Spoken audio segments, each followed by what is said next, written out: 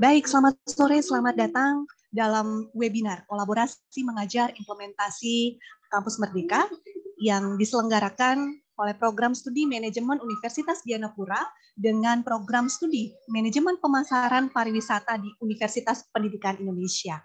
Hari ini terselenggara berkat program kompetisi Kampus Merdeka tahun 2021.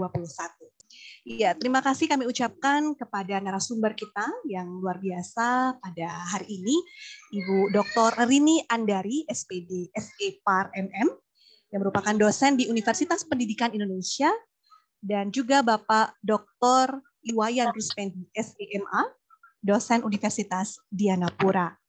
Ya, acara kita hari ini akan berlangsung selama 1,5 jam, ya kurang lebih 1,5 jam, akan di pemaparan narasumber kurang lebih 30 menit, kemudian kita akan diskusi juga selama kurang lebih 30 menit.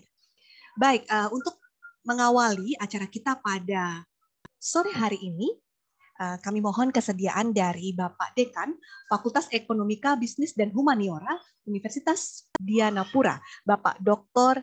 Gusti Ngurah Joko Adinegara, SEMA, untuk menghantarkan kita di dalam doa sekaligus juga membuka acara ini secara resmi. Silakan Pak Dekan. Ya, terima kasih Ibu Dia Risma Wintari. Ya, selamat sore semuanya. Sebelum kita mulai acara webinar pada sore hari ini, marilah kita mohon pertolongan Tuhan supaya acara ini dapat berjalan dengan baik dan kita juga bisa akhiri sesuai dengan jadwal yang sudah ditentukan. Saya akan pimpin secara Kristiani, bagi peserta yang lain silakan berdoa menurut kepercayaan masing-masing. Berdoa, kita mulai. Saya akan pimpin secara Kristiani. Bapa kami yang di surga, terima kasih atas segala berkat dan karunia yang telah Kau berikan kepada kami, sehingga Engkau telah memberikan kepada kami kesempatan untuk bisa mengikuti kegiatan webinar pada sore hari ini. Kami yakin dan percaya ini semua karena kuasa pertolongan dari kuasa Roh Kudus-Mu, sehingga Engkau memampukan kami untuk menyelenggarakan kegiatan pada sore hari ini. Engkau berkati kedua narasumber pada webinar hari ini, Bapak Dr. Ruspendi dengan Ibu Dr. Rini, berikan kekuatan sehingga mereka dapat memberikan kepada kami ilmu yang memang akan menjadi bagian dari kami berkenaan dengan kegiatan-kegiatan khususnya di manajemen pariwisata. Kami bawa seluruh peserta webinar ini ke dalam tangan kuasa-Mu, Bapa. Kami serahkan kegiatan ini dari awal hingga akhirnya hanya di dalam nama Tuhan kami, Yesus Kristus. Amin. Baik, terima kasih. Sekaligus beri sambutan ya, sapaan aja ya. Ya. Baik. Ya, silakan Pak. Ya, selamat sore semuanya. Selamat sore. Para peserta webinar yang diselenggarakan kerjasama antara Universitas Dianapura dan Universitas Pendidikan Indonesia. Om Swastiastu. Assalamualaikum warahmatullahi wabarakatuh. Shalom, namo buddhaya, salam kebajikan. Selamat sore dan salam sejahtera bagi kita semua. Pertama-tama tentunya saya mengucapkan banyak terima kasih kepada kedua narasumber pada kegiatan webinar pada sore hari ini, Bapak Dr. Iwayan Ruspendi, kolega saya di Undira, demikian juga kepada Ibu Dr. Rini Andari, ya dari Universitas Pendidikan Indonesia. Memang saya belum pernah berkunjung ke UPI Bandung, ya karena pada waktu ada kunjungan-kunjungan ke UPI, saya belum terlibat di Undira, tetapi pada lembaga yang lain. Ya mudah-mudahan tahun depan atau mungkin saja dalam waktu dekat, dalam situasi pandemi yang mungkin saja bisa kita bersahabat dengan pandemi ini, ya saya dapat berkunjung lah bersama ke UPI. Ya. Amin, ditunggu Pak Dekan. Ya, terima kasih banyak sambutannya Bu Dokter ini. Dan kemudian saya juga ucapkan terima kasih kepada Ibu Diah Risma Wintari yang sudah memfasilitasi ya kegiatan pada acara hari ini. yang sekaligus juga Kaprodi, Program Studi Manajemen Universitas Dianapura. Dan kepada seluruh peserta, baik dosen, mahasiswa yang ada di Program Studi Manajemen Undira, dan juga kepada dosen dan beserta mahasiswa yang ada di Program Studi Manajemen Pemasaran Pariwisata Universitas Pendidikan Indonesia. Ya, para peserta webinar yang saya banggakan pada sore hari ini, dalam era kampus merdeka, dalam konsep merdeka belajar yang sudah dicanangkan oleh Menteri Mendikbudristek yang saat ini menjadi Mendikbudristek, yaitu Mas Nadiem Makarim, ya perguruan tinggi wajib menawarkan program kampus merdeka ini kepada dosen dan juga kepada mahasiswa.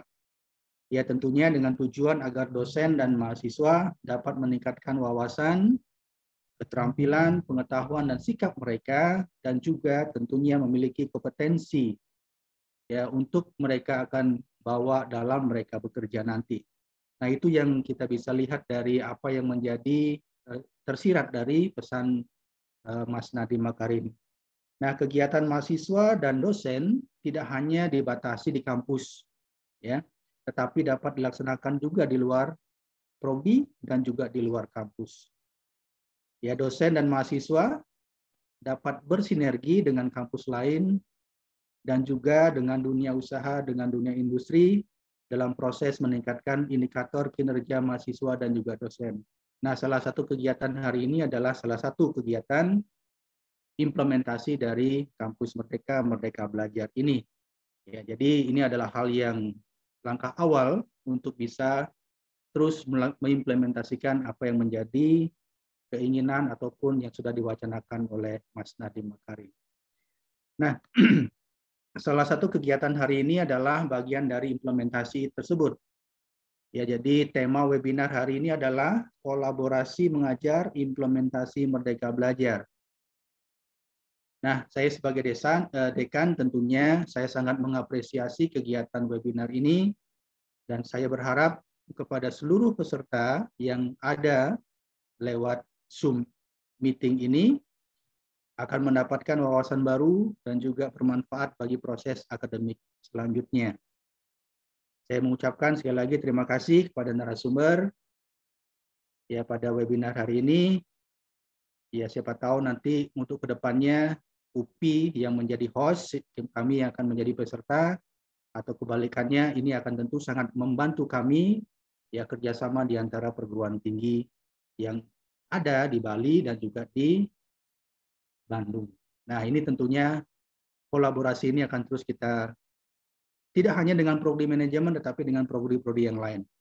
Demikian Ibu Rini ya, supaya nanti bisa disampaikan kepada dekan supaya nanti kita bisa berkolaborasi lebih dalam implementasi Kampus Merdeka, Merdeka Belajar ini. Baik, terima kasih Ya. atas silaturahminya Pak Dekan. Ya, akhirnya dengan mengucapkan syukur kepada Tuhan Yang Maha Esa, saya membuka webinar ini secara resmi. Jadi, selamat berwebinar. Tuhan Yesus memberkati. Om Santi Santi Sati Om. Wassalamualaikum warahmatullahi wabarakatuh. Waalaikumsalam. Salam sehat dan salam sejahtera bagi kita semua. Demikian Ibu Bintari, saya kembalikan ke Ibu. Baik, terima kasih untuk sambutan dari Dekan Fakultas Ekonomika, Bisnis, dan Humaniora Universitas Dianapura. Dan untuk selanjutnya kita akan langsung masuk kepada pemaparan kedua narasumber kita. Namun sebelumnya izinkan saya memperkenalkan ya narasumber yang luar biasa ini. Yang pertama Ibu Dr. Rini Andari. Ya, Ibu Dr. Rini ini sehari-hari bertugas di Prodi Manajemen Pemasaran Pariwisata di Universitas Pendidikan Indonesia. Tentu tidak asing ya bagi mahasiswa-mahasiswi yang ada di UPI gitu ya. Telah menempuh pendidikan untuk program S1 Pendidikan Indonesia ya di Universitas Pendidikan Indonesia, maksudnya Pendidikan Ekonomi Akuntansi. Kemudian melanjutkan S1 pada tahun 2012 untuk Manajemen Pariwisata di Sekolah Tinggi Ilmu Ekonomi Pariwisata ya Pari Akripa gitu ya. Kemudian di tahun 2007 menempuh S2. Jadi setelah S1 di ekonomi melanjutkan S2 manajemen gitu ya di Universitas Pendidikan Indonesia. dan baru saja menyelesaikan pendidikan program doktoral di Universitas Udayana. Jadi kalau dibilang ini adalah doktor yang masih hangat gitu ya. Kemudian riwayat pekerjaan Ibu Doktor ini adalah sebagai dosen dan juga peneliti dari tahun 2008 hingga sekarang. Sangat aktif ya, berbagai pengalaman penelitian yang sudah dilakukan dan juga pernah mengajar ya di SMA Negeri 1 Katapang pada tahun 2007 sampai 2018. Mengajar juga di rumah bimbingan belajar, staf administrasi, dan berbagai riwayat pekerjaan dan penelitian yang tidak dapat kami sebutkan satu persatu. Ya, untuk itu waktu kami persilakan kepada Ibu Dr. Rini Andari untuk 30 menit ke depan. Terima kasih. Baik, terima kasih atas kesempatannya Ibu Kaprodi, Ibu Diah Krismawintari, yang terhormat Bapak Dekan Ekonomika Bisnis dan Humaniora Universitas Dianapura, Bapak Dr. Joko Adinegara, yang terhormat Pak narasumber Dr. Iwayan Rustendi, yang terhormat para dosen di Undira dan juga MPP, serta mahasiswa dari kedua program studi dari kedua universitas yang saya banggakan. Baik, terima kasih atas silaturahmi hari ini, meskipun kita secara virtual, tapi ini tentu saja hal yang sangat membanggakan dan membahagiakan bagi saya sendiri. Ini suatu kehormatan bisa diberikan kesempatan untuk berbagi dengan dua universitas, dan tentu saja mahasiswa kami juga sangat berbahagia bisa mendapatkan teman baru ya, dan bersilaturahmi tentu saja. Baik, izinkan saya. Terima kasih juga. Sama-sama Pak Dekan. Kalau ada kolaborasi penelitian boleh Bu? Ya, dosen antara dosen UPI dengan dosen Undira boleh, kolaborasi penelitiannya boleh Bu? Baik, terima kasih atas kesempatannya dan penyambutannya Pak Dekan. Baik. Baik, mohon izin untuk share screen, Ibu Diah. Ibu Rini.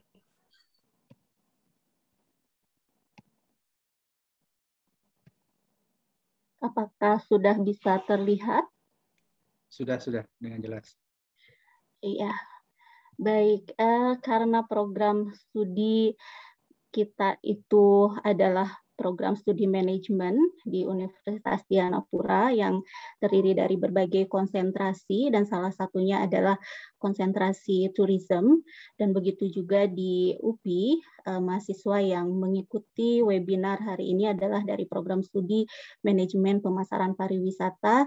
Maka saya berinisiatif untuk mengambil tema Management as a Function on Tourism Development. Gitu ya. Jadi kita akan lebih banyak berdiskusi mengenai fungsi manajemen dalam pengembangan pariwisata. Itu kita bisa lihat di sini bahwa pariwisata ini atau kegiatan pariwisata ini memiliki the power of travel, gitu ya. Dan beberapa negara maju dan negara berkembang itu menjadikan pariwisata sebagai industri strategis. Jadi pariwisata ini dipandang sebagai perempuan yang cantik gitu ya, banyak yang melirik, entah itu dari negara berkembang ataupun juga negara maju, tidak lepas dari mereka mengembangkan industri pariwisata sebagai industri strategis. Nah, tentu saja setiap daerah memiliki potensi yang bisa dikembangkan menjadi unggulan, produk unggulan pariwisata, baik itu potensi alam, seni, ataupun budaya, ya seperti halnya di Bali memiliki ciri khas keunikan. Jika itu diidentifikasi dengan baik, ini sangat berpotensi untuk menjadi produk unggulan pariwisata, yang mana dapat mendatangkan devisa dan kesejahteraan masyarakat. Bukan hanya sampai di situ, tetapi juga bisnis pariwisata ini bersaing gitu ya, dan diharapkan memiliki daya saing pariwisata. Nah, untuk mewujudkan produk unggulan pariwisata untuk dapat mendatangkan devisa dan kesejahteraan masyarakat serta daya saing pariwisata, ini tentu saja memerlukan manajemen yang profesional. Di dalamnya ada fungsi-fungsi manajemen dan juga bidang-bidang manajemen yang harus bersinergi sehingga kita dapat mengelola produk unggulan pariwisata, bisa mendatangkan devisa dan kesejahteraan masyarakat, serta menjadi daya saing pariwisata. Jika kita berbicara mengenai bisnis pariwisata, tentu saja ini harus dikelola dengan baik ya.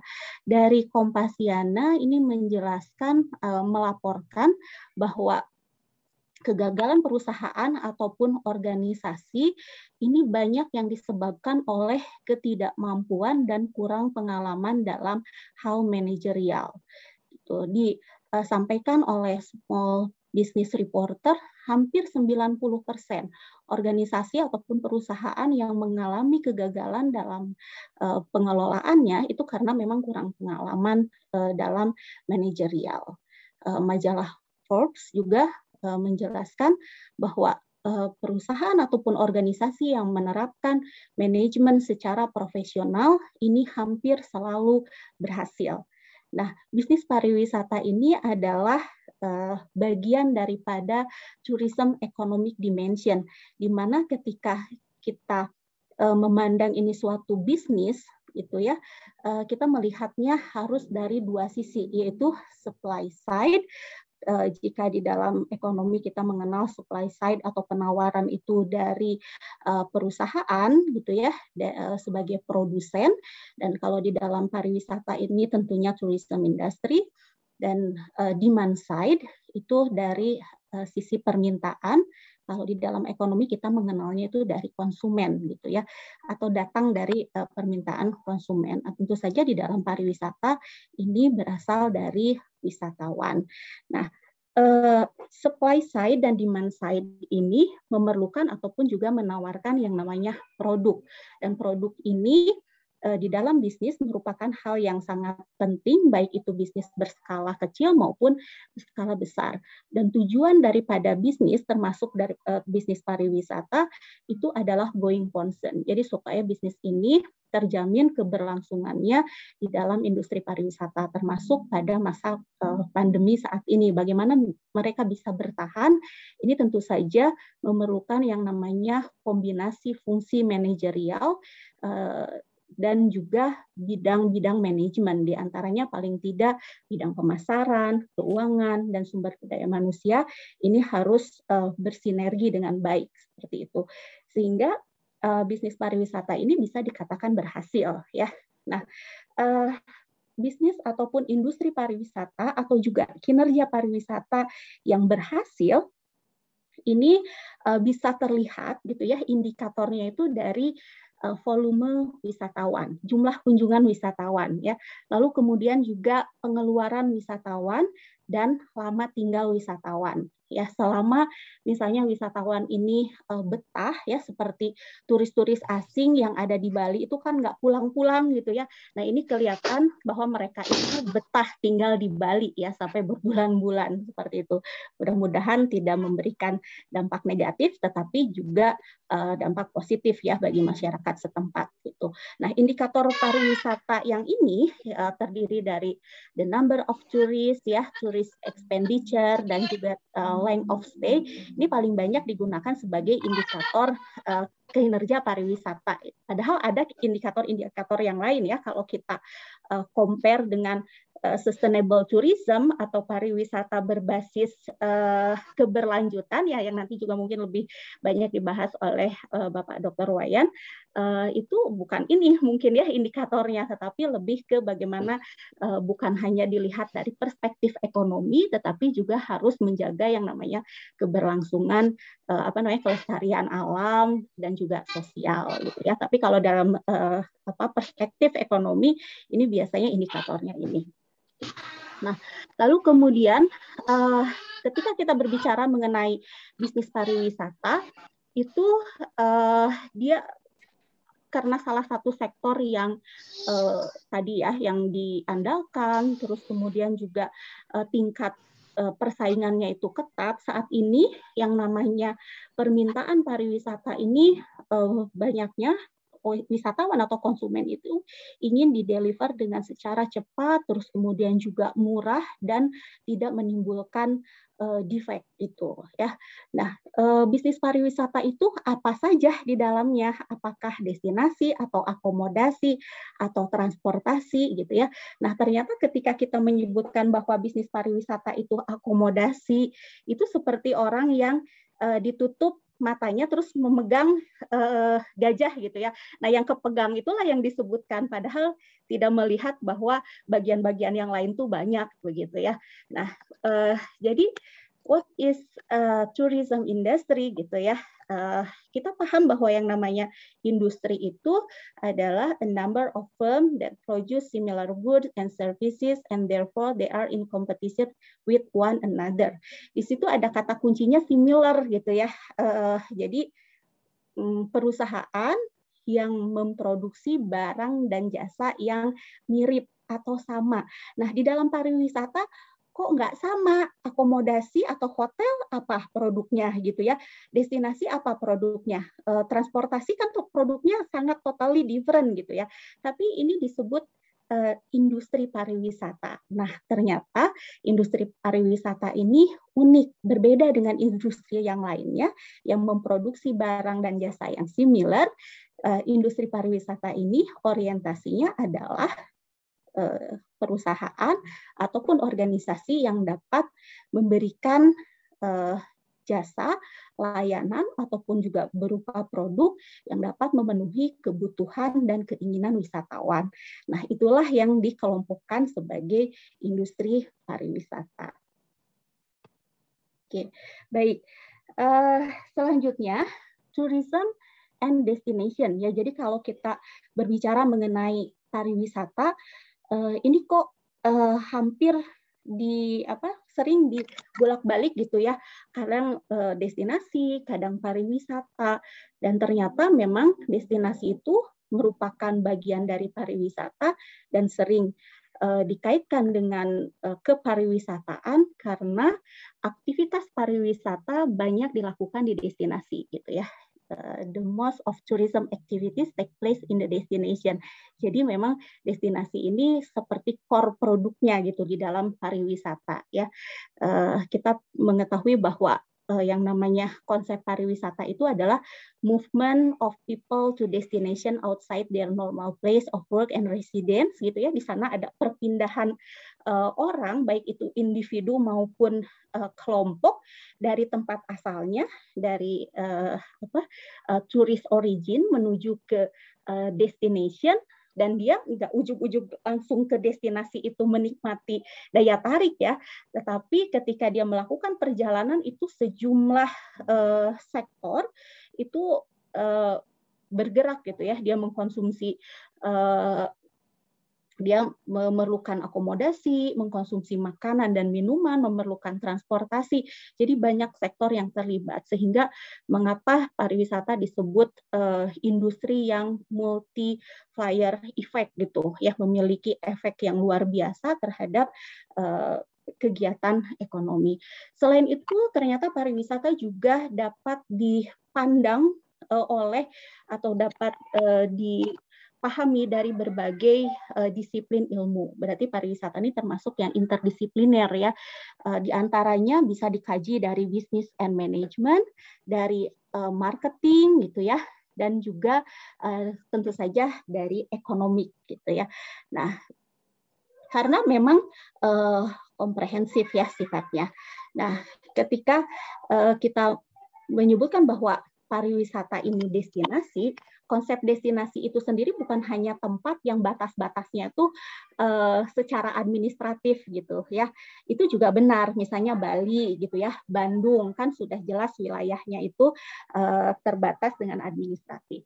Selain itu, ternyata destination juga not only physical boundaries tapi juga political boundaries ya. Kita sebut bahwa destinasi itu kan Eropa gitu. Eropa batasnya mana? Eropa Barat, Eropa Timur, tapi ternyata bisa based on politik. Ketika kita melakukan perjalanan ke Eropa, misalnya ke Belanda dan juga ke Belgia, kita bisa menggunakan visa Schengen. Tapi ketika Inggris yang sama-sama Eropa, kok visanya harus beda gitu. Kita harus bikin Brexit. Nah, itu kan pasti based on political ya. Dan satu lagi, destinasi juga bisa market created boundaries. Kalau tadi dijelaskan bahwa yang namanya produk daripada pariwisata itu bisa berdasarkan potensi yang dimiliki oleh suatu daerah.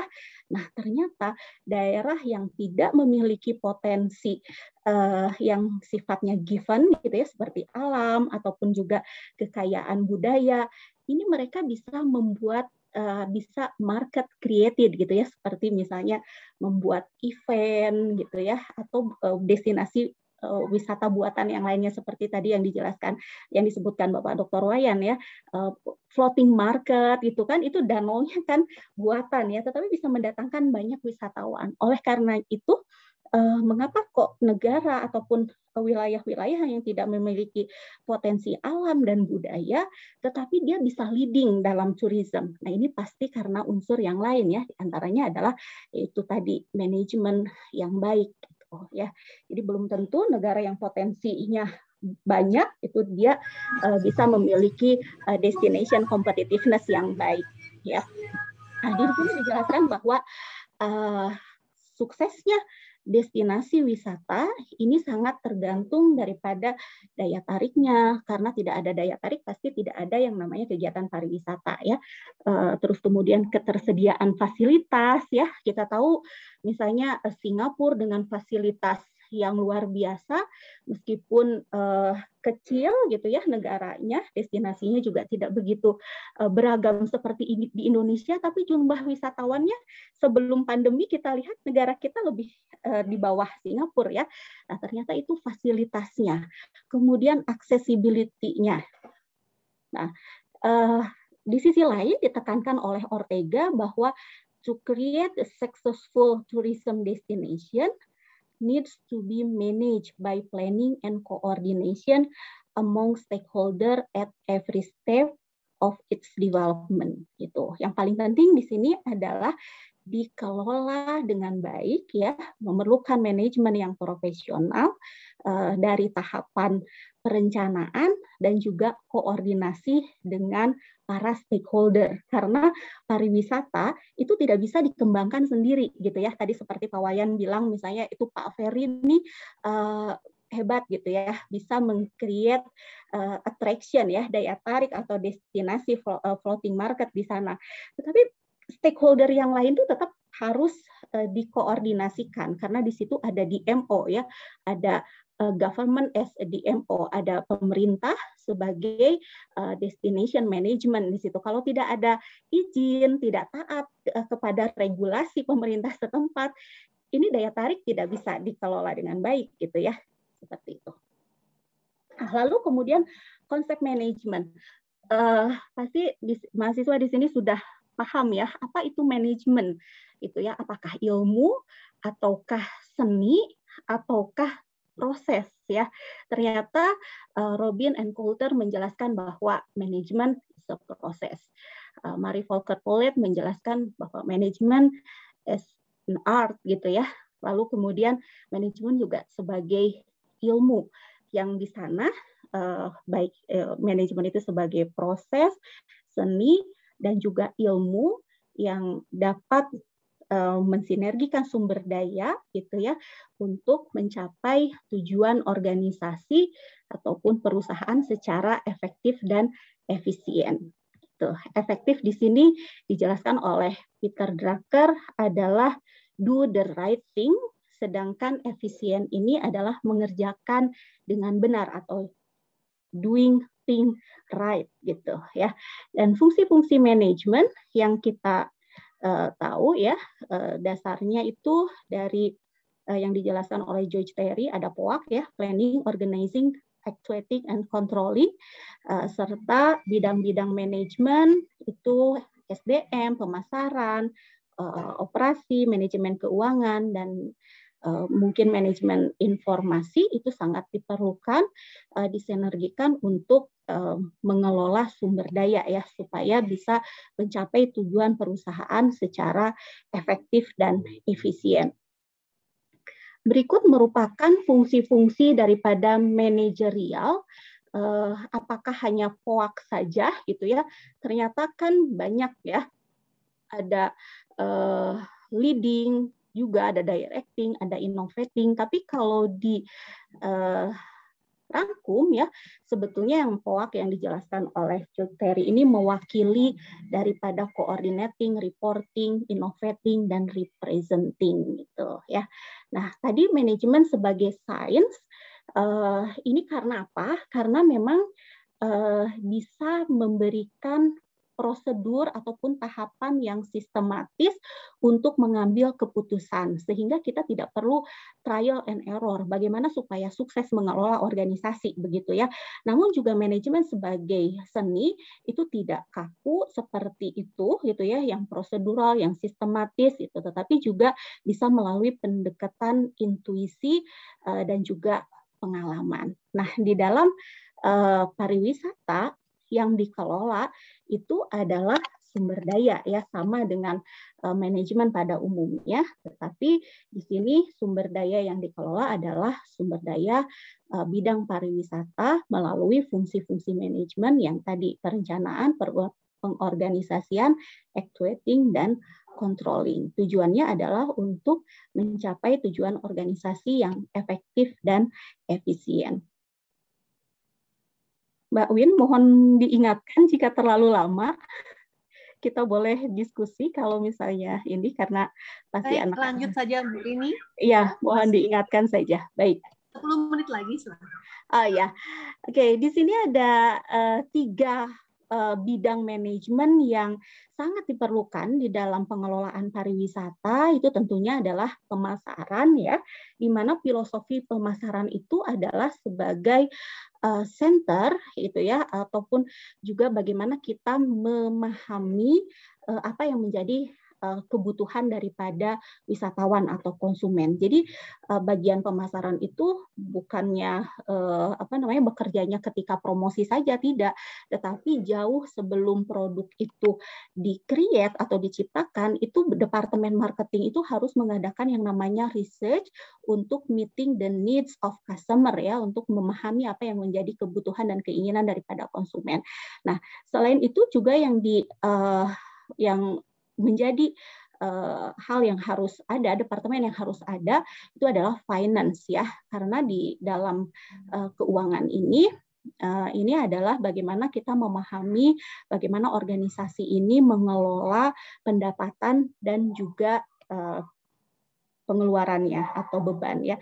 Dan dalam pariwisata sebetulnya ini lebih komprehensif karena tadi ya, yang namanya pariwisata ini interdisipliner terkait dengan wisatawan dan juga stakeholder pariwisata, maka bidang-bidang manajemen yang bisa dikembangkan di sana juga banyak ya. Ini diantaranya adalah managing tourism destination, managing tourist karakteristik, karena kita harus tahu ya tipe-tipe wisatawan itu bagaimana sehingga kita dapat meng-create produk yang sesuai dengan kebutuhan wisatawan. Ada wisatawan yang senangnya main ke kota, misalnya ada wisatawan yang senangnya main ke desa gitu ya. Terus kemudian managing human resources itu sudah pasti. Lalu managing host ya, karena yang namanya pariwisata itu pasti melibatkan masyarakat setempat begitu ya. Destinasi itu kan ada di tengah-tengah masyarakat dan kita harus bisa managing host community gitu. Nah, ini diantaranya adalah business function ya. Human resource itu nanti terkait dengan rekrutmen dan selection daripada sumber daya manusia, lalu kemudian sales and marketing ini memikirkan atau deal with sales strategies, terus market research tadi ya, lalu kemudian bagian operasional ini diantaranya planning travel operation ya, kemudian finance and account ini raising finance for investment ya, menyusun laporan keuangan dan sebagainya. Lalu kemudian hubungan tingkatan manajemen dengan keterampilannya, seperti kita ketahui bahwa kalau top management itu yang diperlukannya adalah lebih ke conceptual skill ya. Lalu middle management itu human skill dan first line management itu technical skill. Tapi bukan berarti kalau di top management dia tidak memahami bagaimana hubungan dengan sesama manusia atau bagaimana secara operasional ya. Kebayang kalau misalnya pimpinan tidak memahami technical skill, ini bakal dibohongin oleh anak buahnya ya. Nah, begitu juga di dalam pariwisata yang namanya manajerial itu ternyata levelnya juga lebih banyak lagi ya. Ada international level, diantaranya ada World Tourism Organization, ini juga banyak mengeluarkan kode etik ya seperti itu, atau juga European Travel Commission. Kalau di national level ini misalnya kementerian ya, National Tourism Administration. Di level lokal atau regional ini ada Destination Management Company ya. Dan Destination Management Organization ini muncul karena kebutuhan untuk melakukan upaya terkoordinasi dalam perencanaan, pengembangan, dan pemasaran destinasi. Peran DMO menurut Organisasi Pariwisata Dunia ya tadi UNWTO ini bukan hanya di bidang pemasaran tetapi juga dalam strategi pengembangan destinasi, di mana DMO diharuskan mengkoordinasikan aktivitas manajemen destinasi dalam kerangka strategi yang koheren. Nah, berikut kita petakan bahwa DMO itu bukan hanya di bidang marketing, tetapi juga planning and research, ya, product development, visitor management, partnership team building, dan community and stakeholder relationship and involvement. Nah, tadi dijelaskan bahwa yang namanya pengelolaan pariwisata ini harus diperhatikan di dalam atau every step ya, masing-masing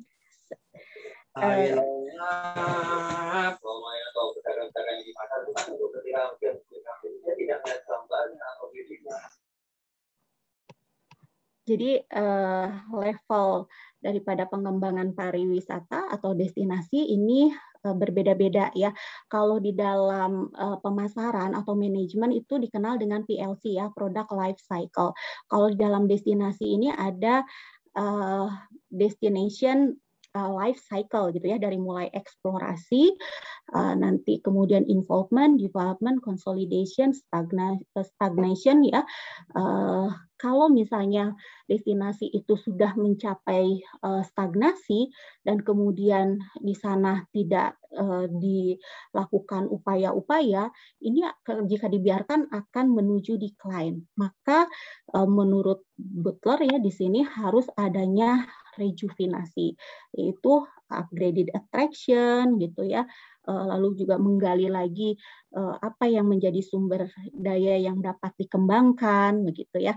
Nah, ciri-ciri daripada tahapan ini bisa dilihat mungkin di sini ketika exploration itu wisatawannya masih sedikit gitu ya, involvement visitor mulai banyak dan di sana juga masyarakat lokal mulai ikut berinvestasi untuk mengembangkan destinasi.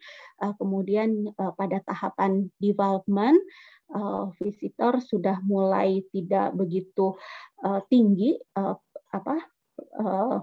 pertumbuhannya gitu ya, tapi masih meningkat, dan hati-hati ketika stagnation tadi gitu ya, harus ada yang namanya rejuvenation. Kalau di dalam PLC itu harus diupayakan berbagai inovasi supaya tidak produk itu tidak mati gitu ya. Maka sekarang kita kan bisa mengenal misalnya ada beberapa produk yang dari zaman dahulu gitu ya, ketika orang tua kita masih kecil sampai saat ini masih bertahan. Nah, apa yang dilakukan oleh produk tersebut? Pasti mereka melakukan yang namanya rejuvenation atau peremajaan ya, dan juga inovasi tentu saja seperti itu.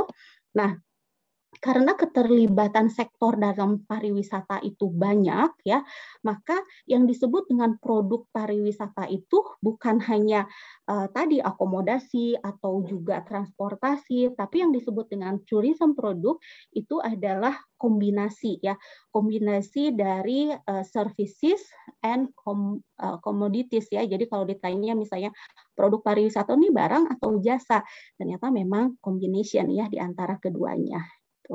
Maka lebih komprehensif, di mana produk pariwisata ini kita bisa kenali karakteristiknya lewat melalui ini ya, karena pariwisata ini lebih ke service gitu kan, maka sifat-sifatnya juga mirip gitu ya dengan produk-produk jasa. Yang pertama intangible. Jadi produk pariwisata itu tidak bisa dirasakan terlebih dahulu gitu ya. Jadi kalau misalnya ada yang promosi tentang destinasi atau promosi mengenai hotel, apakah bisa dicoba dulu nginep di hotel? Ya nggak bisa gitu ya. Terus kemudian juga dia inseparability, di mana service ini tidak bisa dipisahkan oleh providernya. Ketika misalnya kalian suatu hari bisa menjadi guide gitu ya, boleh nggak guide-nya direkam dulu gitu, baru nanti dipakai ketika wisatawannya melakukan aktivitas wisata? Ya nggak bisa ya, tapi dia itu tidak bisa dipisahkan antara konsumen dengan produsennya gitu ya. Terus kemudian juga variability. Jadi si kualitas daripada jasa ini sangat tergantung kepada siapa yang memprovide-nya, siapa yang mendelivernya, siapa yang menyediakannya ya. Contoh misalnya ketika ditanya, apakah kamu puas menginap di hotel A gitu ya. Si A bisa jadi puas, si B bisa jadi tidak puas karena apa? Ternyata si A itu menyebutkan ketika datang ke hotel dia bisa puas karena makanannya enak. Ternyata waktu itu chefnya berbeda ya, dan sekarang chefnya udah nggak ada dan makanannya tidak enak terdahulu. Jadi sangat variability ya.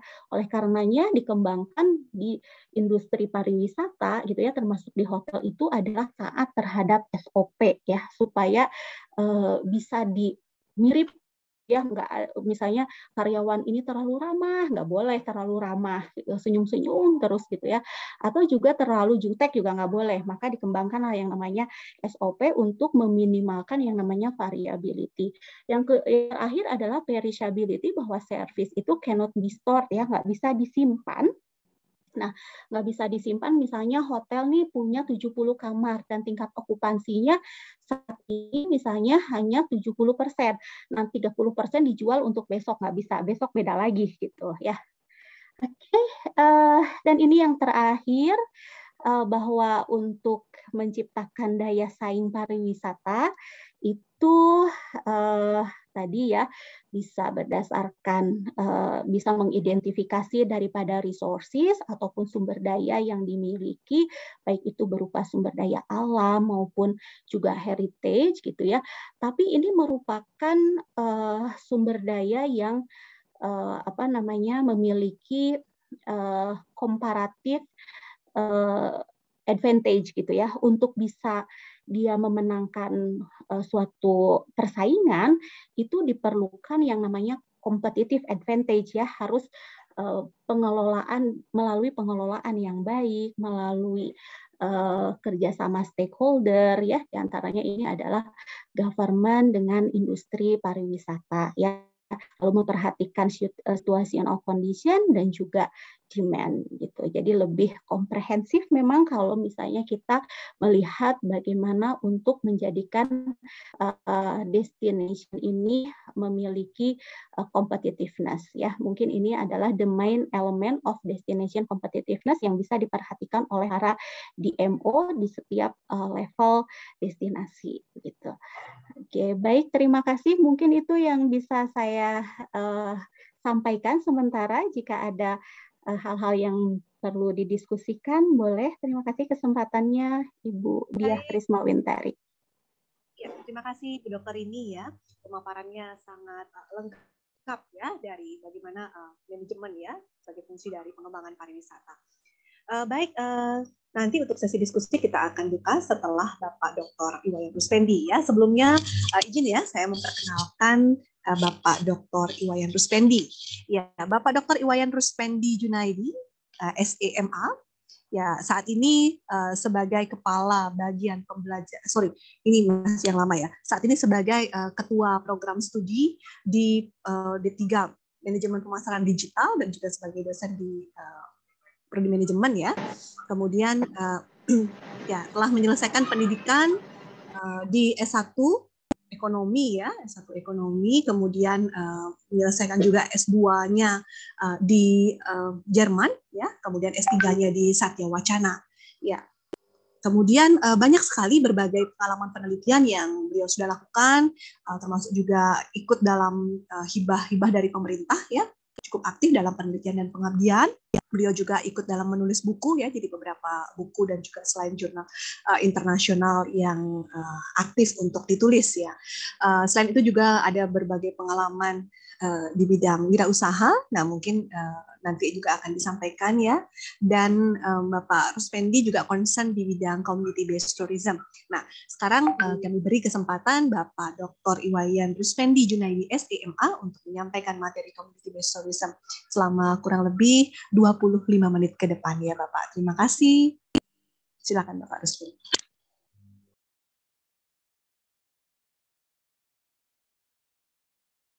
Oke, sudah kelihatan Ibu Uin share screen saya? Sudah jelas Bapak. Terima kasih. Suara saya kedengaran? Baik. Jelas, Bapak. Ya, selamat malam ya. Ada Ibu Dr. Rini Andari, SPD SIPAR MM, dan adik-adik mahasiswa Undira dan juga mahasiswa dari UPI. Jadi senang bisa bertemu kembali dengan Ibu Rini ya. Sudah lama kami pernah berkunjung ke UPI ya, di luar biasa, kampusnya besar sekali. Baik, nama saya mungkin saya sedikit memperkenalkan diri saya.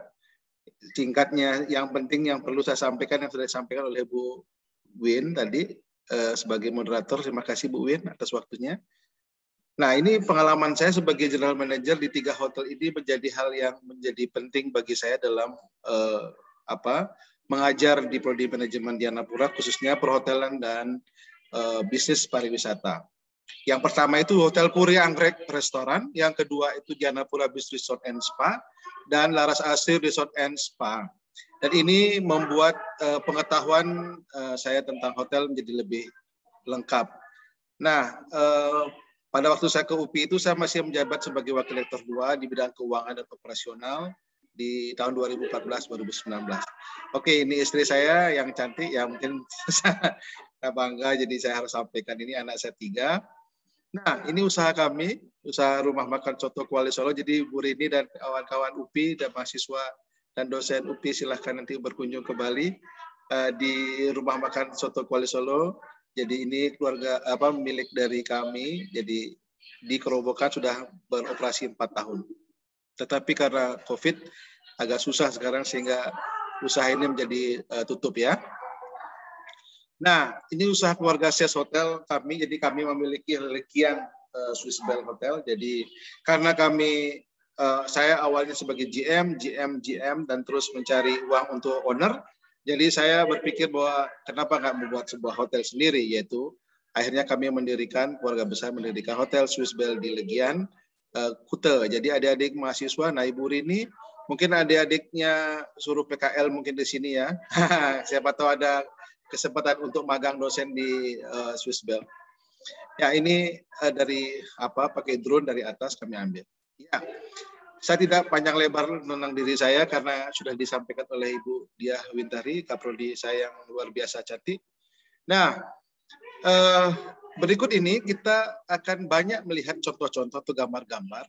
Saya mendapatkan hibah dikti itu di 3 tempat, yaitu Jatiluwih, Blimbing Sari, dan juga Catur.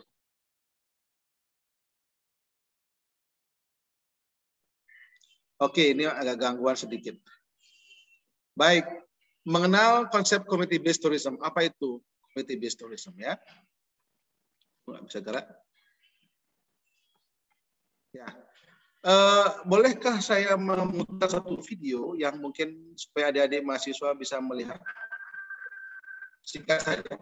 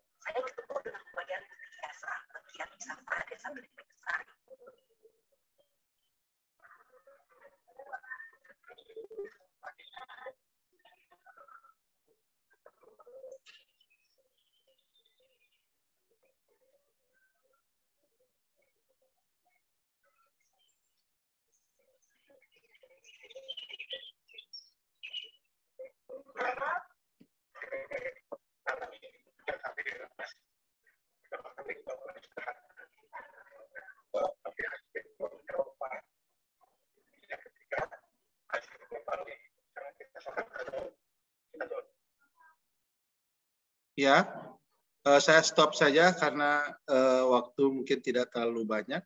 Baik, saya akan masuk di community based tourism yang apa menjadi definisi dari CBT tersebut.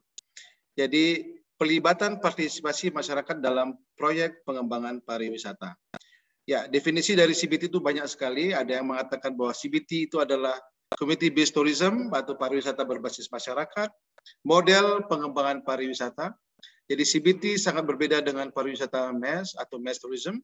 CBT bukanlah bisnis wisata yang bertujuan untuk memaksimalkan profit bagi investor, untuk memperkuat kemampuan organisasi masyarakat lokal. Nah, ini yang penting, dan local way of life. Jadi saya akan banyak nanti memberikan contoh dan gambar-gambar. Ya, di sini ada tool of community development bagi masyarakat lokal. Jadi ada mempromosikan pariwisata yang dimiliki masyarakat. Yang kedua, melibatkan anggota masyarakat sejak awal pada setiap aspek, mempromosikan kebanggaan masyarakat dan meningkatkan kualitas hidup dari masyarakat. Berikutnya adalah sustainabilitas lingkungan. Bagaimana lingkungan itu bisa dijaga, sustainability atau kesinambungannya. Nah, kebetulan ada 3 contoh yang saya akan berikan sebentar. Saya hanya bicara teori dulu, nanti contoh-contohnya di belakang. Memelihara budaya lokal yang unik, menyumbang income proyek masyarakat. Nah, ada 5 kriteria sebagai tolak ukur kesuksesan pembangunan pariwisataan. Yang pertama adalah terdistribusikannya secara merata. Yang kedua, CBT harus memiliki kemitraan, manajemen kepariwisataan yang baik dan berhati-hati, keunikan daya tarik, dan pelestarian lingkungan. Nah, saya membawahi keunikan daya tarik ini masing-masing desa wisata atau apa yang saya sebutkan desa wisata religi, desa wisata herbal, heritage, itu semua memiliki keunikan, adik-adik. Jadi karena keunikan inilah maka itu bisa menjadi daya tarik wisatawan. Kedua, kita bicara tentang model pengembangan CBT. Jadi buku riset dan survei tentang pelibatan masyarakat dalam pariwisata atau community based tourism telah banyak dilakukan. Jadi GUN tahun 1972 mengkampanyekan penggunaan forum bersama yang dihadiri oleh pemimpin masyarakat. Di sini ada keuntungan dari community approach. Nah, Murphy tahun 85 mengatakan bahwa yang pertama kali mempopulerkan pengembangan konsep pariwisata berbasis masyarakat ini. Nah, saya mengambil ada beberapa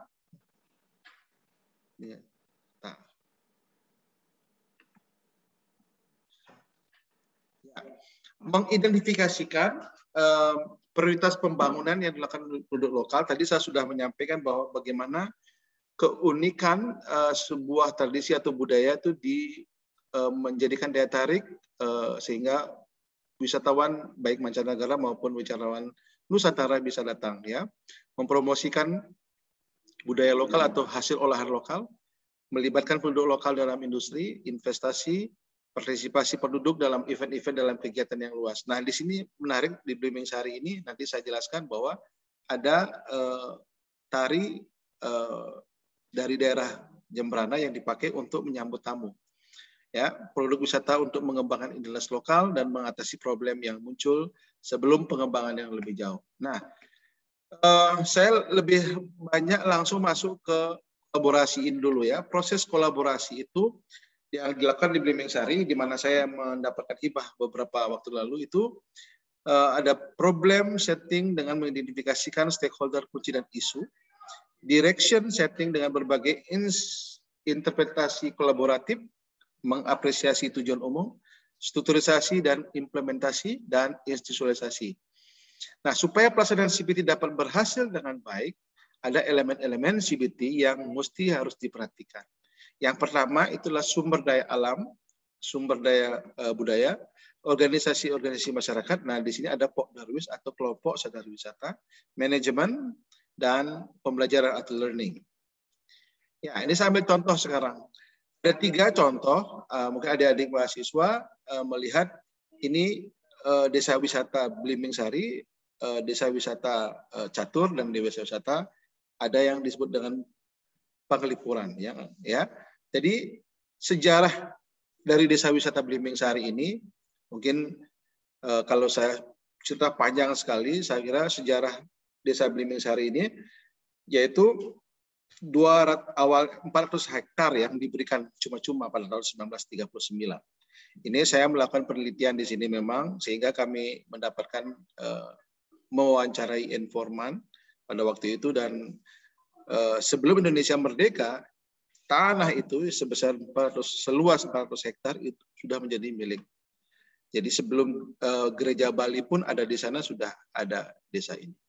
Nah, bagaimana peran kampus Dianapura? Nah, Dianapura pada waktu ketua STIM-nya Pak Budi Santoso, jadi kita memberikan pelatihan kepada desa wisata Blimbing Sari. Sebelumnya belum jadi desa wisata ya. Jadi dari itulah sejarahnya mengapa peran kampus atau lembaga pendidikan ini penting sekali bagi masyarakat, khususnya desa wisata ini. Karena kami memberikan pelatihan kepada mereka tentang food and beverage, front office, housekeeping, equipment of the guest house.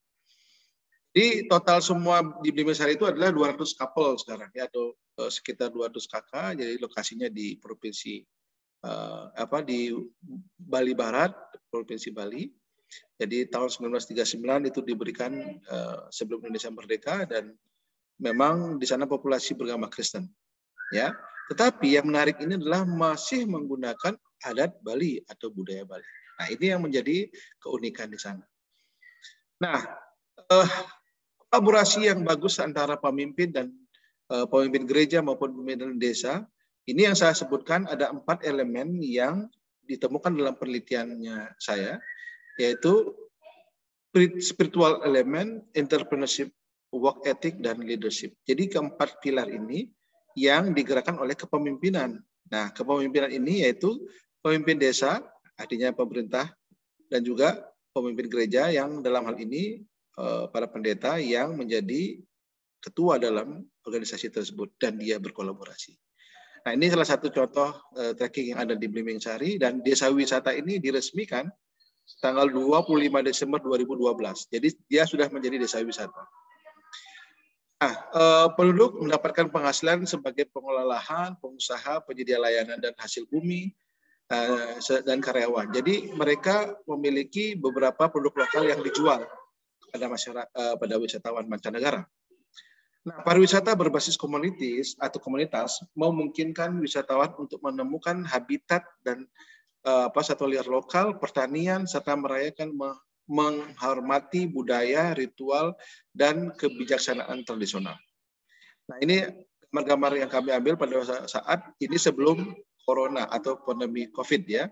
Kunjungan wisatawan banyak sekali ke sana.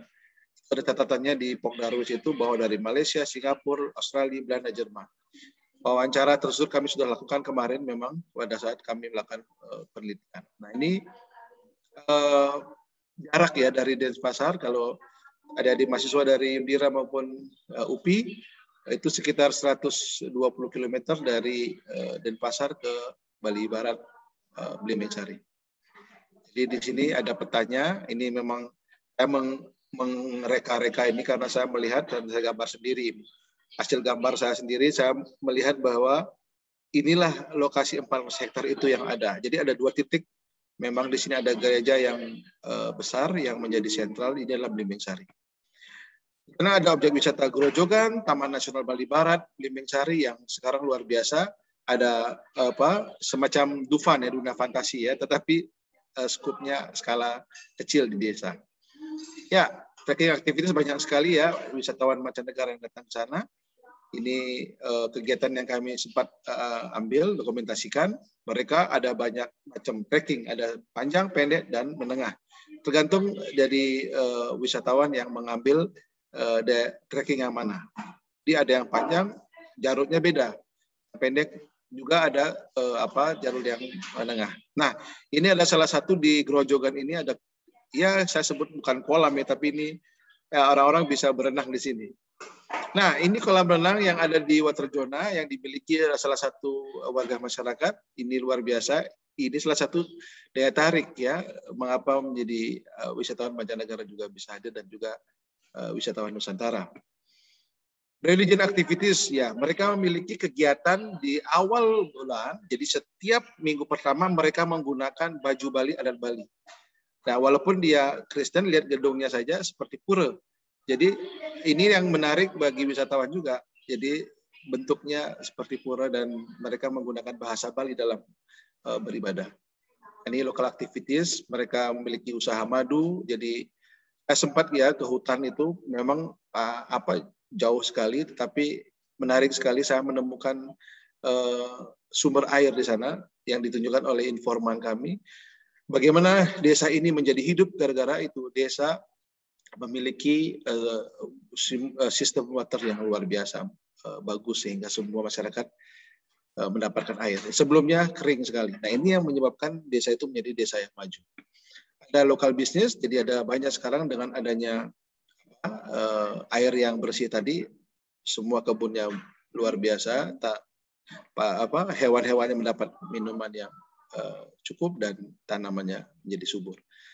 Nah, ini salah satu contoh kegiatan warga masyarakat Desa Belimbing Sari, yaitu ada yang sawah, ada yang ayam ya, jadi petelur, ada juga kelapa. Jadi ini kelapa penghasil utamanya memang kelapa yang dijual ya. Ada kopra juga. Jadi ini model dari CBT dari Belimbing Sari. Jadi ada 4A yang kita pelajari, yaitu ada attraction, accessibility, amenities, ancillaries.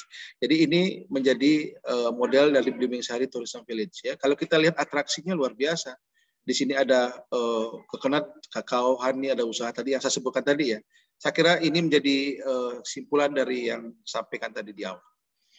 Ya, saya kira 4A ini adalah satu hal yang sudah banyak kita pelajari atau sering kita dengar. Bagaimana kegiatan komunitasnya, bagaimana jarak yang ada. Memang ini menjadi masalah antara jarak antara Bendara Ngurah Rai di Denpasar dan Belimbing Sari karena jaraknya 120 km, sehingga ini yang menjadi apa yang harus dilakukan pada saat membuat paket-paket wisata. Amenities, akomodasi, nah guest house apalagi, homestay itu sekarang banyak sekali di sana. Dan Pokdarwis sudah memiliki anggota dan ada dukungan pemerintah. Baik, sekarang saya akan masuk ke desa wisata. Ini ada video sebenarnya tapi panjang sekali. Saya lewatkan saja, nanti kalau ada yang mau nanti saya berikan. Kita akan masuk ke desa wisata catur ya. Desa wisata catur ini Kintamani Bangli.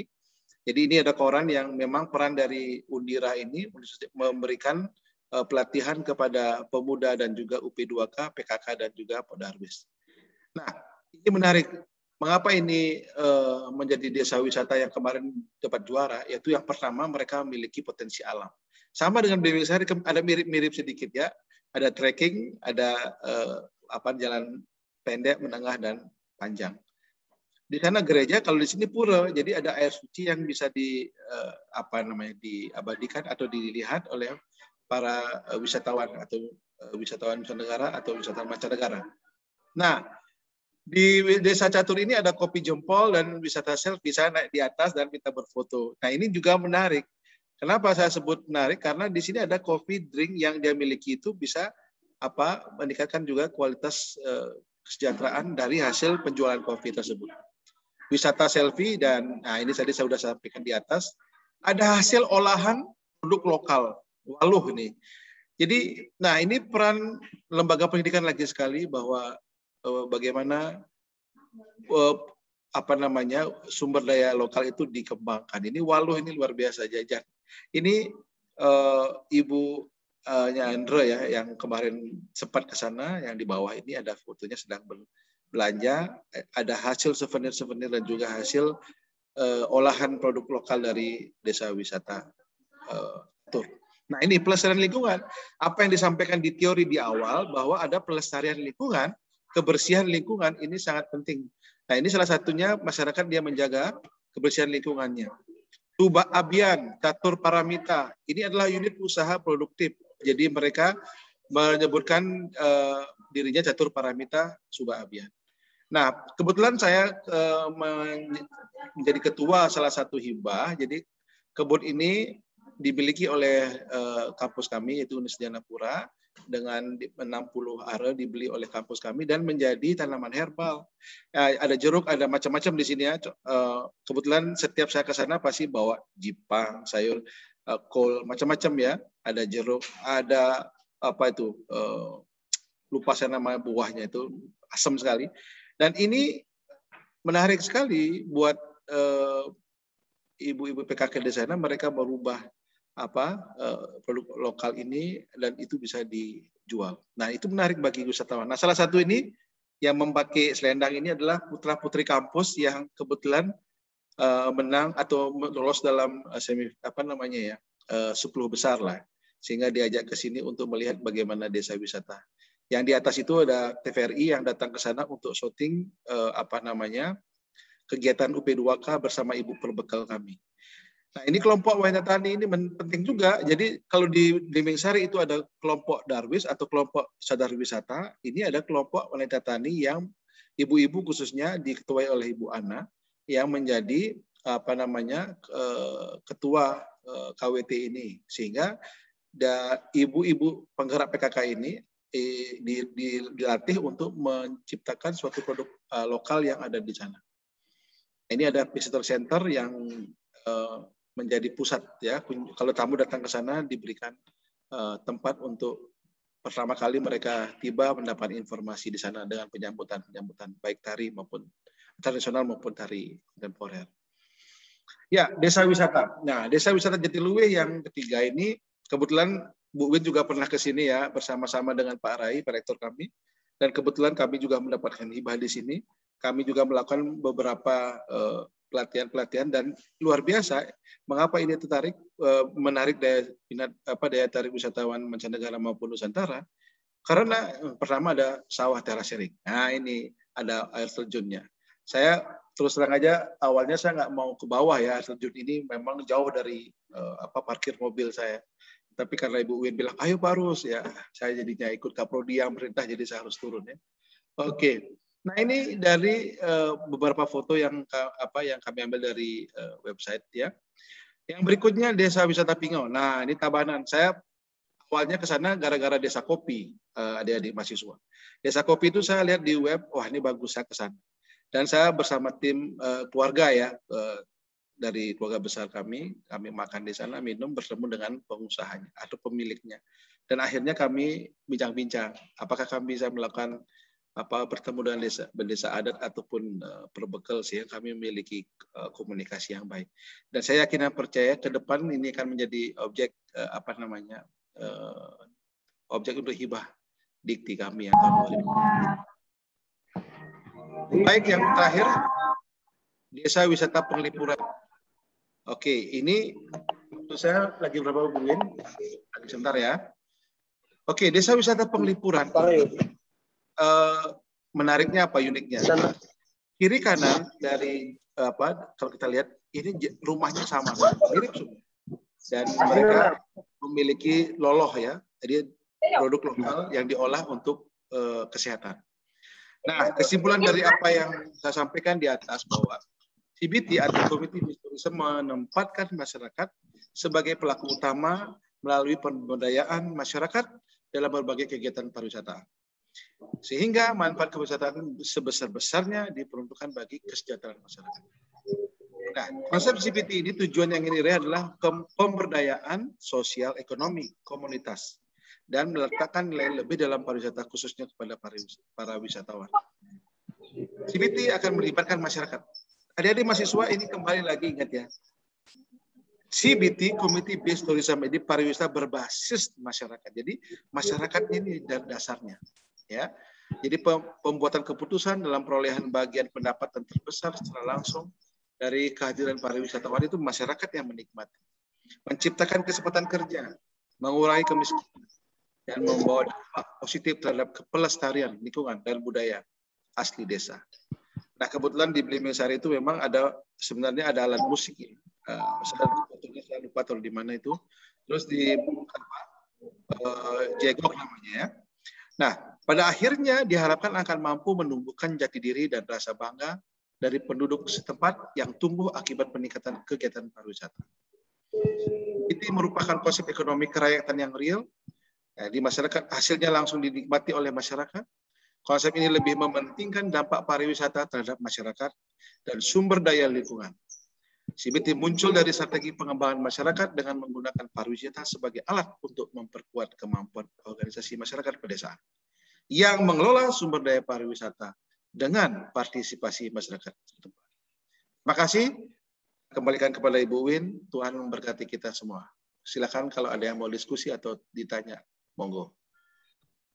Terima kasih Pak Prof. Rusedi, tepat sekali ya waktunya 30 menit dari yang disampaikan. Ya, Bapak, Ibu, dosen dari UPI dan juga dari Universitas Dianapura, serta peserta dari mahasiswa dari manajemen Undira dan juga manajemen pemasaran pariwisata di UPI. Ya, kita masuk pada sesi diskusi ya. Untuk tahap yang pertama kita buka untuk 3 orang penanya. Di sini sudah masuk 1 penanya di kolom chat, nanti bisa juga dilanjutkan dengan fitur raise hand ya. Untuk pertanyaan dari Harum Hasnatul Putri ya. Selamat malam. Saya mahasiswi Prodi Manajemen Bisnis Pariwisata ingin bertanya kepada Bapak Ruspendi. Menurut Bapak bagaimana perkembangan desa wisata di Bali karena adanya corona ini? Dan bagaimana menurut Bapak kapan semuanya akan kembali normal seperti dulu? Baik, apakah ditampung dulu Bapak atau langsung dijawab? Boleh langsung jawab ya. Untuk Bapak Dokter. Silakan Bapak. Oke. Adik siapa? Harum tadi ya. Ini memang mahasiswa yang luar biasa aktif di kelas saya ini ya. Jadi dia mengambil manajemen bisnis pariwisata MBP. Mais. Ya, adik Harum. Jadi bagaimana perkembangan desa wisata? Nah ini Sandiaga Uno, Bapak Menteri kita. Apakah suara saya kedengaran? Halo? Oke. Ya, kedengaran ya. Nah, sekarang kan Menteri Pendidikan dan Kebudayaan, Pak Sandiaga Uno itu berkunjung ke beberapa desa wisata, termasuk kemarin saya pada saat ke Padang dan juga ke Aceh bertemu dengan Menteri Pariwisata ini dan luar biasa kegiatannya, banyak sekali. Nah, saya fokus di Bali saja dulu. Perkembangan desa wisata khususnya kalau di Desa Belimbing Sari, karena kebetulan saya sudah melakukan penelitian di sana, memang ada karena corona ini juga berpengaruh, adik. Sebelum saya bicara corona ya, sebelumnya itu ada aktivitas masyarakat yang luar biasa. Jadi dari tamu datang sampai mereka pergi, jadi itu disiapkan paket-paket. Jadi paket wisata itu disiapkan dari awal dengan sambutan tari Balinya, dengan jegoknya tari tradisionalnya dan makan bersama. Dan itu way of life-nya setelah itu mereka tidur di homestay, bukan di hotel. Nah, sampai pada akhirnya dia mengikuti kegiatan beberapa kegiatan religi dan juga ada kegiatan-kegiatan trekking. Tergantung mereka mau minatnya kemana. Nah, itu kunjungan wisatawan sebelum COVID itu luar biasa. Saya punya datanya itu. Jadi dari Singapura, Malaysia, dari Australia, Jerman itu luar biasa. Bahkan ketua gereja-gereja di Brasil datang ke sana. Nah, saya tahu kenapa bisa sampai di sana.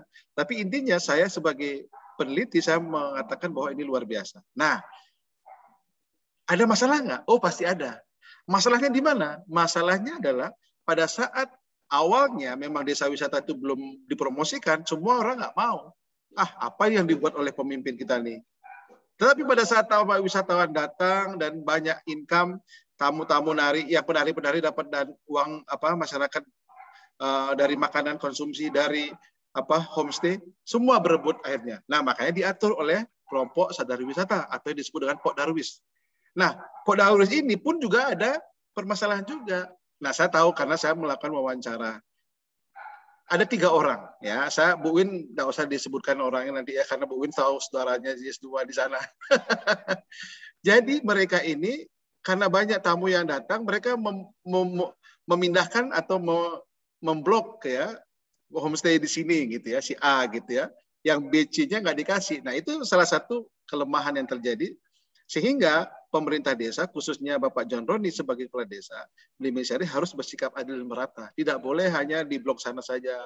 Harus ada blok B dan C dan D. Nah, ini ada enjung ya, enjungan Klot, enjungan Kaje, tengah, ada enjung Kangin, enjung Kauh, dan Lord Kauh. Jadi ada banyak enjungan ini. Nah, sekarang Ade Hanum, karena corona,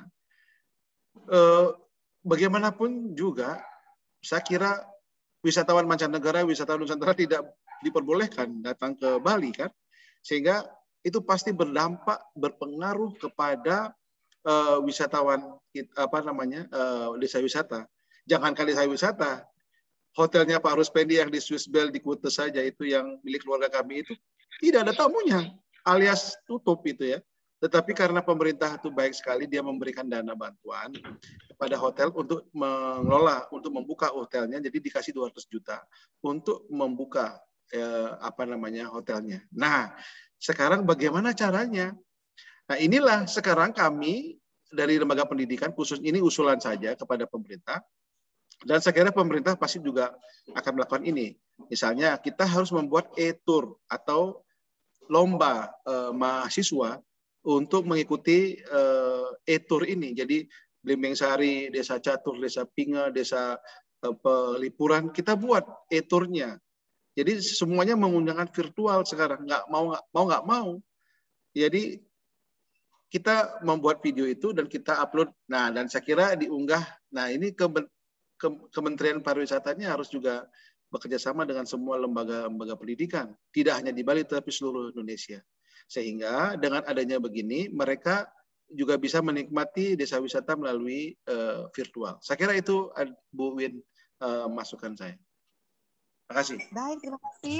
Sudah ada 2 pertanyaan lagi ya, karena waktu kita cukup terbatas juga. Sudah masuk di kolom chat ada 2 penanya, yaitu atas nama Fala Konka. Jadi selamat malam, saya mahasiswi dari Prodi Manajemen Bisnis Pariwisata. Ingin bertanya, kira-kira CBT ini sendiri apakah bekerja sama dengan pemerintah setempat dalam membangun desa wisata, dan kira-kira apa saja kendala yang dihadapi CBT dalam membangun sebuah desa wisata, baik hambatan internal maupun eksternal? Ya, terima kasih. Baik, Ibu Rini, izin saya duluan menjawab ya. Ini Fala ya, luar biasa ya. Adik-adik, saya mau sharing agak panjang sedikit ya. Awal munculnya desa wisata ini karena apa? Karena pemimpin desa, yaitu pemerintah dan pemimpin gereja itu bekerja sama. Jadi pemerintah desa kalau nggak mau bekerja sama dengan pemimpin gereja, atau sebaliknya pemimpin gereja tidak mau bekerja sama dengan pemerintah desa, nggak akan jalan. Jadi kuncinya adalah kolaborasi. Kolaborasi itu apa? Kerjasama antara pemerintah daerah dan pemerintah swasta, atau dalam hal ini gereja. Nah, mengapa saya tahu? Karena ini penelitian saya di sana. Mereka dari desa yang zero, saya katakan zero ya, judul saya, buku saya udah keluar, jadi transformasi ekonomi di Blimbing Sari. Nanti kalau mau beli silakan di Gramedia ataupun di Toga Mas ya. Nanti di sana ada 4 hal yang menjadi kuncinya, yaitu ada work ethic, ada kewirausahaan, ada modal sosial, dan ada kepemimpinan. Nah, mereka ini atau poin-poin ini, pilar-pilar inilah bersatu menjadi ujung tombak sehingga desa ini dari nol menjadi desa yang maju. Nah, tapi terlepas dari itu ada masalah, Dik. Karena tidak semua orang memiliki pemikiran yang sama. Jadi pemimpin itu Jokowi aja deh, kalau ada yang begini bagus maju, tapi ada yang ngenyek kan, atau dibilang kodok lah, ya udah banyak. Tetapi di desa itu sama. Awal mulanya saya katakan ya, desa wisata ini kering. Mungkin Bu Win tahu, desa ini tidak ada air. Karena apa? Tidak ada yang peduli. Pada saat kepemimpinan ini ada, peduli terhadap air, maka di sanalah dia membuat proposal, dan tembusannya itu kepada Australia, saya masih ingat itu, dan Australia memberikan bantuannya dalam bentuk pipa. Pemipaan dari mana? Dari gunung. Nah, sistem water sistemnya inilah canggih sekali. Nah, sehingga singkat ceritanya, sistem water sistemnya terbangun, seluruh penduduk dapat air, warga desanya mendapat air, semua pelihara hewannya juga cukup air, tanamannya juga cukup air, sehingga gemuk-gemuk ini sapinya dan dijual lebih mahal. Nah, singkat ceritanya setelah mendapatkan ini semua, orang yang tadi berpikir picik tadi, dia ikut akhirnya. Awalnya nggak mau ikut, dia apa yang dibuat itu pemimpin ini. Nah, pemimpin desa inilah perannya untuk memotivasi kepada masyarakat. Nah, pertanyaannya ada kendala nggak? Aduh, kendalanya banyak sekali. Itu yang saya bilang tadi. pada saat pemimpin itu memiliki ide yang kreatif, yang inovatif, pasti ada saja orang yang tidak senang. Ada saja orang yang tidak setuju. Nah, ini yang terjadi di desa. Tetapi seorang pemimpin dia harus kuat. Nah, ini pelajaran bagi saya juga. Pemimpin harus rendah hati. Walaupun dinyek, walaupun dibilang jelek, walaupun tetap rendah hati dan tidak perlu membalas. Pada akhirnya, dari 2004, 2012 itu menjadi desa wisata. Coba bayangkan 2004 sampai 2012 itu berapa lama? 8 tahun. Jadi untuk membangun sebuah desa wisata yang luar biasa bersih, juara 1 loh Dek, di Bali ini tidak ada narkobanya. Dan luar biasanya keunikan budaya ini menjadi menarik. Nah, kendalanya apa? Kendalanya di sana pada saat tamu datang banyak kemarin sebelum Covid, kan banyak nih homestay-nya. Ya, homestay, ingat ya, homestay itu bukan hotel ya. Homestay itu ada rumah yang nggak dipakai, dibersihkan. Orang-orang yang memiliki tanah itu diberapikan, WC-nya dibersihkan. Ingat loh ya, bukan baru, tapi bersih. Semua kamar juga dibersihkan dan juga dilatih bagaimana memberikan makanan pagi, makanan siang, bagaimana berbahasa Inggris. Karena itu perannya kampus. Dan bagaimana mereka menjadi visitor center. Jadi orang yang menjadi pusat informasi di FO. Nah, ini kan kendala ini bahasa Inggrisnya bagaimana ya? Aduh, saya orang desa nggak bisa bahasa Inggris. Tetapi inilah peran kami sebagai akademis untuk melatih bahasa Inggris. Ada kendala lain? Ada. Mereka terus terang aja pada saat tamu banyak datang, mereka mintanya kan semua di rumahnya di homestay. Karena satu homestay harganya 150.000 satu malam. Ada yang memang pakai AC, ada yang tidak. Tetapi yang rata-rata harganya 150.000. Nah, pada saat terjadi wisatawan mancanegara Nusantara ini banyak datang, sehingga mereka kan pengen merebut pasar, artinya merebut supaya dibagi tempatnya dia di homestay-nya. Sehingga apa yang terjadi? Nah, ini Pok Darwis, kelompok sadar wisata harus betul-betul jujur. Nah, kalau tidak jujur, nah terjadi kendala. Perselisihan terjadi antara Enjungan Kangin ke Laut Kauh itu ya. Sehingga terjadi iri kan, wah dia saja yang banyak. Kok kamarnya dia saja yang isi, kami nggak isi. Nah, itu baru kendala yang kelihatan. Ada banyak kendala-kendala yang lain ya. Pada saat kita menyambut tamu, ada banyak ya makanan di sana. Tempat orang bisnis lokal bisnisnya itu ada catering. Nah, sekarang siapa yang akan diberi? Apakah Ibu John Roni? Apakah Ibu Man Carmel? Apakah saya hafalah ada 4 tempat di sana. Nah, ini kan harus adil. Siapa yang akan melayani tamu pada hari pertama, kedua, ketiga dan seterusnya. Nah, karena ada berkat di sana, ada rupiah di sana, maka terjadi iri hati satu dengan lain. Nah, inilah peran pemerintah desa dan peran pemerintah swasta, gereja untuk ayo kita bersama-sama untuk kembali membuat supaya desa ini menjadi desa yang maju dan desa yang sejahtera. Saya kira itu, Dek. Makasih, Bu Win. Ya, baik, terima kasih Pak Rustendi. Nah, ini juga hampir mirip ya pertanyaan dari Cia tadi ya, dari UPI, bagaimana peran pemerintah dan pengembangan pariwisata di beberapa daerah tempat yang telah disebutkan, sistem profit bagi pemerintah dan semua pihak yang terlibat. Jadi tadi sudah disampaikan ya, jadi ada sinergi dari. Mungkin satu Bu Win, profitnya begini, pemerintah itu dapatnya di mana? Pada saat Cia ya, tamu yang tinggal di homestay itu kan dia melapor kepada Pok Darwis. Tamu yang tinggal itu kan dia bayar 150. Nah, ada berapa persen itu diberikan kepada pemerintah desa untuk dikelola. Saya kira untuk hal itu yang belum tadi saya jawab. Terima kasih, Bu Ubin. Terima kasih, dan ini ada pertanyaan terakhir ya untuk diskusi kita malam hari ini dari Undira Harum ya, untuk Ibu Rini. Nah, menurut Bu Rini, bagaimana caranya kita mengembalikan wisata Indonesia kembali normal lagi? Apakah Ibu memiliki ide atau plan untuk wisata negeri kita agar pulih lagi? Ya, silakan Bu Dr. Rini untuk menjawab. Baik, terima kasih atas pertanyaannya Harum ya. Kita semua pastinya ingin semuanya kembali dengan normal ya.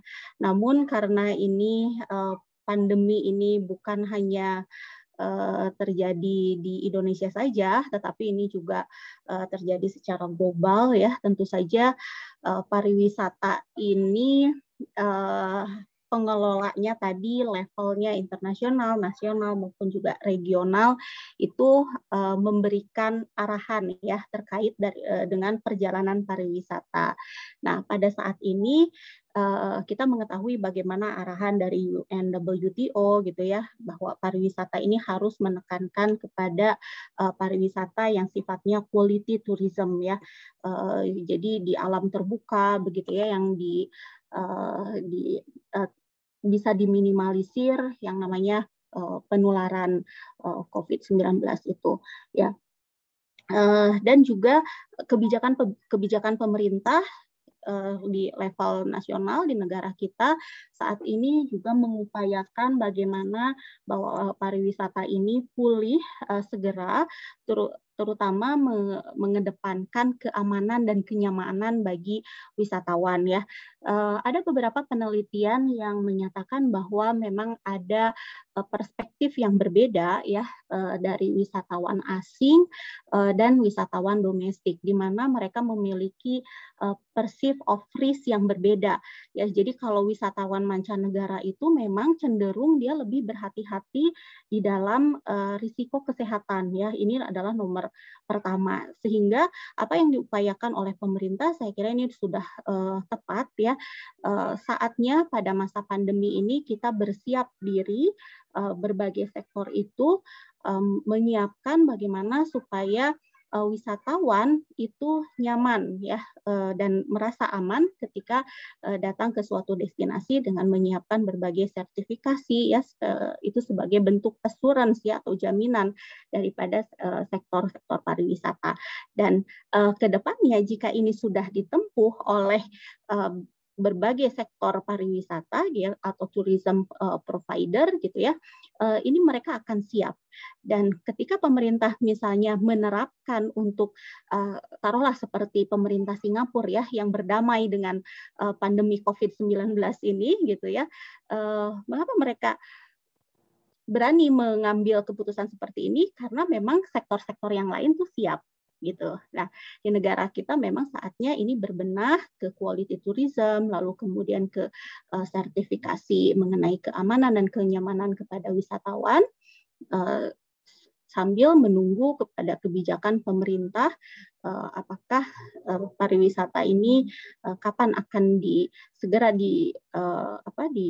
dibolehkan kebijakannya untuk wisatawan internasional maupun juga domestik. Seperti itu mungkin. Bu Win, terima kasih. Ya, Bu Rini. Wah, ini semakin malam nih semakin banyak ya yang mau bertanya, tapi karena memang waktu ya, kita masih ada kegiatan lagi setelah ini, jadi kami menyampaikan terima kasih ya untuk Ibu Dr. Rini dari Universitas Pendidikan Indonesia dari Program Studi Manajemen Pemasaran Pariwisata, dan juga Bapak Dr. Iwayan Ruspendi Junaidi dari Universitas Dianapura ya untuk sharingnya malam hari ini. Dan terima kasih yang tidak terhingga untuk Bapak Ibu dosen dari UPI dan juga dari Undira ya, beserta dengan mahasiswa-mahasiswi yang ikut dari awal hingga akhir ya. Terima kasih sudah setia untuk ikut, dan jangan lupa untuk mengisi presensi yang sudah kami siapkan di kolom chat. Nah, kami akan segera mengirimkan sertifikat untuk yang ikut hingga akhir. Jadi terima kasih, semoga kegiatan kita ini dapat kita berkelanjutan nantinya gitu ya Bu Rini. Jadi merupakan awal dari kerjasama kita Undira dan juga UPI ya, karena masih akan ada kegiatan. Jadi kami infokan di awal ya bahwa besok UPI, Undira dan juga beberapa kampus mitra itu akan membuka lomba kewirausahaan ya, lomba ide bisnis ya. Jadi baru ide saja sudah bisa dilombakan. Jadi Ibu Rini dan teman-teman dari UPI juga ikut menjadi panitia ya di dalamnya. Jadi ini adalah kolaborasi kita. Jadi kita akan akhiri untuk hari ini karena sebentar lagi masih ada acara lanjutan untuk persiapan sebelum lomba yang akan kami buka besok. Karena itu kami mohon Bapak Dr. Iwayan Ruspendi Junaidi untuk boleh menutup kita di dalam doa. Ya, terima kasih. Oke, baik, terima kasih Bu Win. Saya akan menutup dalam doa Kristiani. Silakan Bu Rini dan dosen-dosen adik-adik mahasiswa yang lain, silakan berdoa sesuai dengan agama dan kepercayaannya masing-masing. Mari kita berdoa. Kepadamu Tuhan kami sungguh mengucap syukur karena Engkau Allah yang baik yang selalu menyertai kehidupan kami hari lepas hari. Terlebih lagi Tuhan, pada jam malam hari ini kami bisa berdiskusi dan bertemu dengan saudara kekasih kami, saudara teman kami Tuhan, Ibu Rini, yang dari UPI Tuhan, yang sudah beberapa tahun yang lalu kami sudah bertemu. Biarlah Engkau berkati dalam setiap pekerjaan dan usahanya. Berkati juga Tuhan Ibu Win sebagai Kaprodi dan juga dengan hibah PKKM-nya, biarlah Engkau memberikan kekuatan. Dan juga adik-adik kami mahasiswa, baik mahasiswa Undira maupun UPI, biarlah apa yang kami diskusikan pada malam hari ini, apa yang kami pelajari bisa bermanfaat bagi anak-anak kami, mahasiswa kami. Bapak, ntar kami akan meninggalkan Zoom ini ataupun menuju ke kegiatan kami masing-masing sertai kami. Terima kasih.